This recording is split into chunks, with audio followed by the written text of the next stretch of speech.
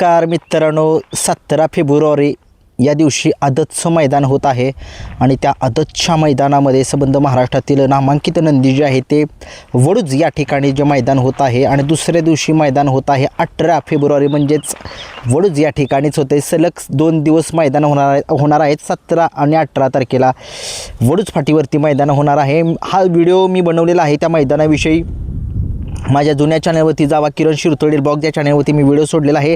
कशा पद्धतीचं मैदान आहे, किती बक्षीस आहे, काय नियम आहेत ते त्या ठिकाणी जाऊन बघा. सुरुवात करूया बक्कासूरच्या पैऱ्याला. बक्कासूर त्या मैदानामध्ये येणार आहे 17 किंवा 18 तारखेला. त्या मैदानामध्ये आपल्याला पळताना दिसू शकेल, कारण की संबंध महाराष्ट्राला माहीत आहे बक्कासूर जो आहे तो ज्या मैदानामध्ये जातो त्या मैदानाला एक प्रतिभा येते, त्या मैदानाला एक शोभा येते आणि असाच हा बक्कासूर आपल्याला 17 किंवा 18 तारखेला आपल्याला पळताना दिसेल, दोन्हीपैकी एका मैदानामध्ये. आणि 18 तारखेला अजून एक मैदान आहे, 18 का 19ला आहे, ते नागाचे कुमटे या ठिकाणी आहे. ओपनचं असं भव्य दिव्य आहे. बघूया त्याच्या संदर्भात आपण थोडीशी चर्चा करूया की कोणत्या मैदानामध्ये आपल्याला बक्कासूर पळताना दिसेल.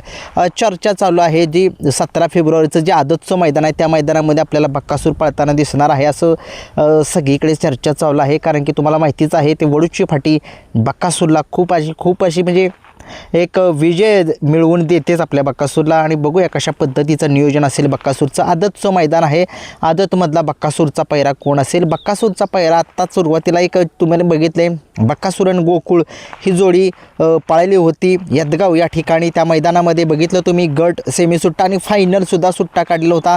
लखनचा एक मोठा धक्कादायक पराभव बक्कासूर आणि गोकुळने केला होता, कारण की लखनचा विजयरथ जो आहे तोच रोखलेला होता बक्कासूरने. आणि सगळ्या महाराष्ट्राला माहीत आहे बक्कासूर काय चीज आहे आणि आपल्याला वडूज मैदानामध्ये आदतच्या मैदानामध्ये तिथे ठिकाणी पळताना दिसेल अशी शक्यता, दाट शक्यता आहे.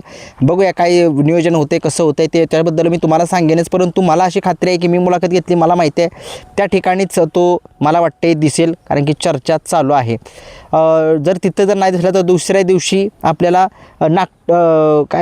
नागाची कुमटे या ठिकाणी किंवा त्याच दुसरी दिवशी मैदान होते दुसऱ्याचं वडूज फाटीवरती, त्या ठिकाणी सुद्धा दिसू शकेल. बघूया कसं होतं कसं नाही.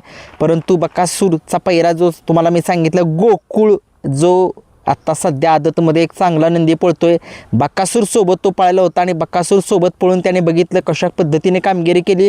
बक्कासूरला कमीच पडला नाही आणि चांगलाच पळाला.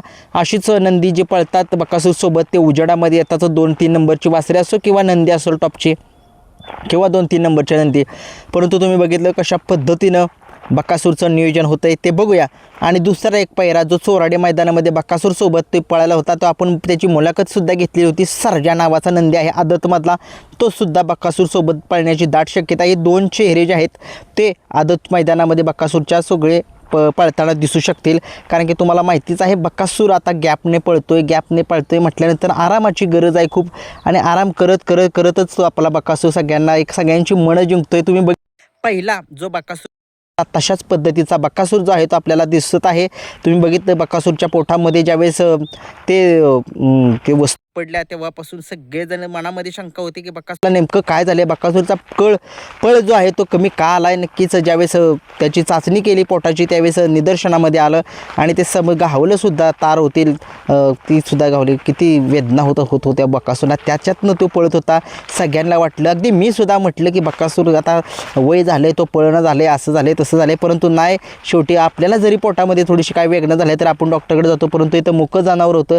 परंतु बघितलं जेव्हापासून ते तार काढली तेव्हापासून बक्कासूर काय फॉर्ममध्ये आला आहे. फक्त काय होतं आहे थोडंसं नियोजन जे आहे ते थोडंसं हलकं झालं की थोडंसं गाडी थोडीशी आपली मार खाते बक्कासूरची. परंतु ज्यावेळेस टॉपचं नियोजन असेल त्यावेळेस बक्कासूर कधीच नाराज करत नाही, कुणालाच नाराज करत नाही. आणि बक्कासूर आपल्याला वडूज मैदानामध्ये एखाद्या वेळेस दिसू शकेल. याच्याबद्दल काय अपडेट जर फेरबदल झाला तर त्याच्याबद्दल तुम्हाला व्हिडिओ घेऊन येईनच मी. परंतु असं मला तर दाट शक्यता आहे त्या मैदानामध्ये पळण्याची. आणि बघूया, शेवटी आदत मैदानामध्ये बक्कासूर सगळ्या महाराष्ट्राला माहीत आहे अशा पद्धतीनं वासरे उजेडामध्ये आणतोय आणि त्यांना जे आहे ते स्ट्रेट, महत्त्वाचा बैलगाडा शरीर क्षेत्रामध्ये स्ट्रेट पळणारा बैल पाहिजे. वाकडा तिकडा बैल पळता कामा नये, कारण काय होतं जर वाकडा तिकडे जर बैल पळत पळत असेल तर त्याला शिस्त जी आहे ती व्यवस्थितपणे लावूनच मैदानामध्ये आणा. कारण काय होतं आहे, आपण शेतकरी भाग आहे, शेतकऱ्याची बैलं जी आहेत ती आपण जी आहे ती नंदी जी तयार करतो ते कशासाठी की आपल्याला काहीतरी मैदानामध्ये गुलाल हा मिळावा. परंतु काय होते ज्यावेळेस मैदानामध्ये तयारी महत्त्वाची करायची असते, ज्यावेळेस सरळ जोपर्यंत वासरू पळत नाही तोपर्यंत मैदानामध्ये आणू नका. कारण की असं मला वाटते, कारण काय होते तुमचे गाडीचे भाडे वगैरे पैसे वगैरे जातात. त्याच्यामुळे थोडंसं तुम्ही वासरू व्यवस्थित ट्रेन करा त्यावेळेसच मैदानामध्ये आता आणा. बाकी व्हिडिओ आवडला लाईक शेअर सबस्क्राईब करा. धन्यवाद.